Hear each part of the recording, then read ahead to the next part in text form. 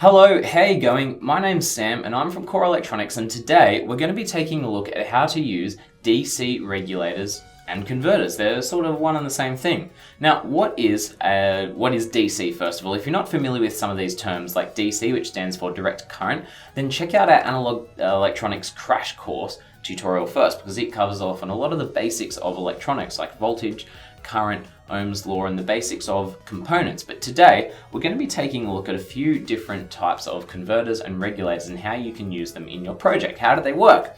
Well, first of all, a bit of a term clarification. You'll hear a few terms come up in this tutorial that you might want to get a grasp on. First of all, we've got load regulation. Now, this defines how much the output voltage changes with regards to the current being drawn from the output. So a regulator that has a really good load regulation means that when it starts drawing more current, it's still going to deliver the same voltage. It's not going to sag according to Ohm's law.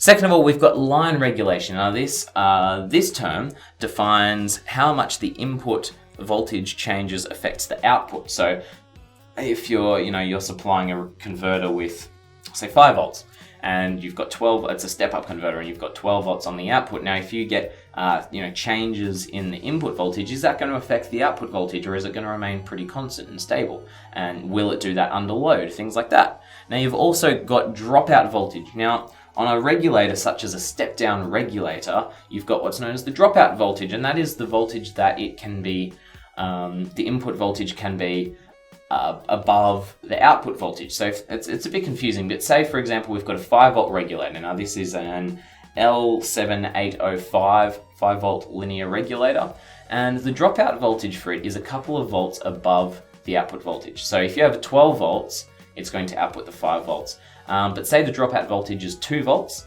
that means that your input voltage can be no lower than 7 volts, because it's the dropout voltage above the output voltage, before you start running into issues. So now we've got that out of the way, let's dive into what are regulators and how do they work.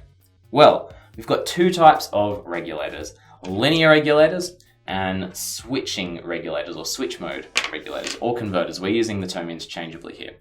Now, these are just different methods for converting voltages, and we'll get into how they actually work in a minute.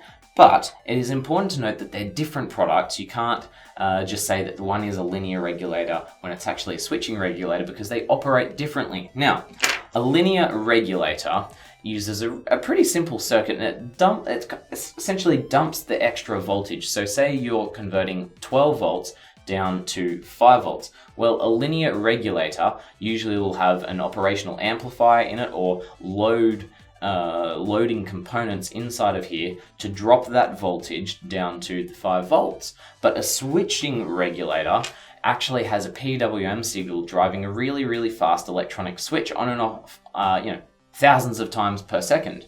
Now, this is really good because, unlike a linear regulator, there's no components in there to introduce, little components, so very few components in there to draw a very slight load on the regulator, which means the switch is either always on and there's no on resistance, or it's off and there's maximum resistance, no current can flow, which means that, unlike a linear regulator, these are very, very efficient power wise, a lot less wastage and power losses during the conversion.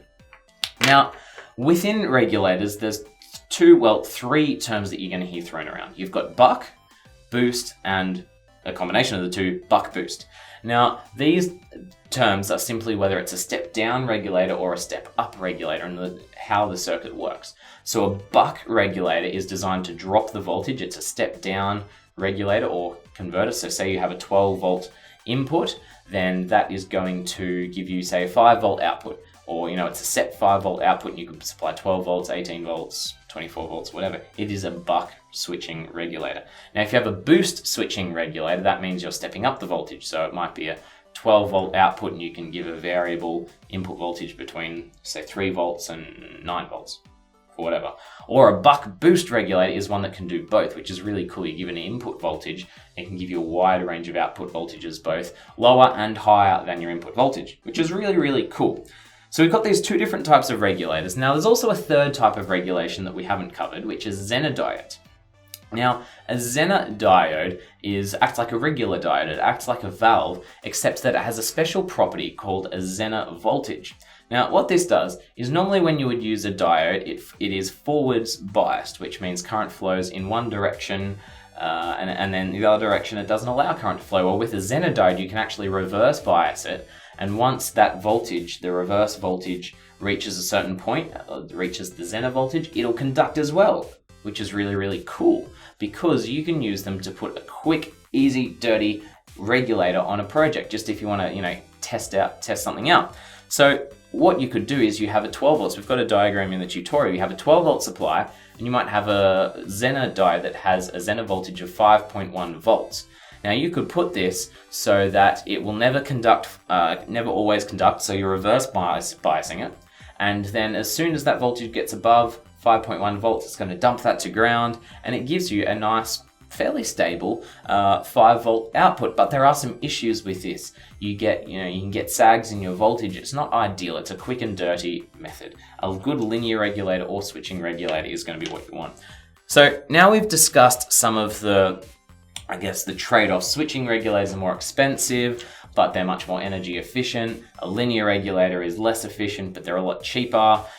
Something to be aware of as well is that switching regulators, because they're switching very rapidly on and off, you can actually get some of that noise into the power line. Now that's fine if you're using a digital circuit with plenty of filtering and all the rest, and it's quite safe. But they don't recommend using switching regulators for audio circuits, because you can actually hear that switching noise. That frequency is low enough that it can be heard by the human ear. And if you're using that in an audio circuit, it can actually transfer into your audio signal, which is not ideal.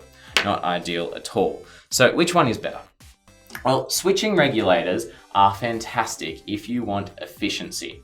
All about efficiency. For example, these guys will often handle a main signal, and this is the primary method of getting a main signal, so 240 volts here in Australia, 120 volts in other places, down to say a 5 volt supply like you would find in a laptop charger or a cell phone charger. Because once you use a rectifier to get rid of the AC current, you're just left with 240 volts in DC. You can then use a switch mode supply, and even though there's this huge gap, this huge change in voltage, because these are so efficient, there's less heat to dissipate, there's less energy being wasted. They're a great choice for that. If you try to do that with a linear regulator, the bigger the gap in the voltages, so if you're stepping down 240 volts to 5 volts with a linear regulator, it would have to have a huge heatsink, because it has to dissipate all of that extra voltage somehow, and it's energy wasted. They're not efficient, but they are cheap and fantastic for some projects. So something else to be aware of is, especially with linear regulators, is the efficiency is going to change, and what you're going to want to look at is the efficiency curve. Now, these Pololu regulators are fantastic. Pololu make really high quality regulators, converters, from step up regulators, step down regulators, adjustable regulators. You can change the output voltage with a manual adjustment or with some kind of digital interface, which is really cool. But it's going to change depending on the relationship between the output current and also the input and output voltages. So if we take a look at I've got here a 12 volt regulator. Now the efficiency curve for this guy shows that when it's got a 9 volt input and it's stepping that up to 12 volts, there's less work for it to do, which means there's less energy wasted. You can draw more current before the efficiency starts to drop. If you were to go supply with 5 volts and step that up to 12 volts, the efficiency drops, especially as you start drawing more current. And if you use it with 3.3 volts, well, it'll still do it. That's not a problem. The efficiency gets considerably worse. So just something to keep in mind, that if you're using regulators in your project, you don't want to be stepping voltage up, then stepping it down again, and you get all of these energy losses in your circuit. If you're powering a circuit from, say, a battery, you're going to want to regulate everything from that supply if possible. So if you need a 9 volt supply and a 5 volt and 3.3 volt, use separate regulators. Don't daisy chain them all, because you're going to get these huge energy losses. But it's worth taking a look at the data sheet, figuring out how exactly you can get the most bang for buck as far as the electrons whizzing around in your project.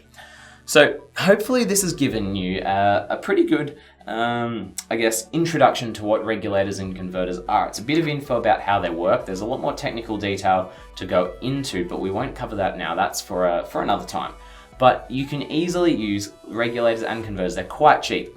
this 5-volt regulator, as I said, connect anything above a 7 or 8 volt supply to it, and it'll regulate down to a nice, clean, rock solid 5 volts. We've got a sample schematic shown here, so you can hook it up for a breadboard for a project.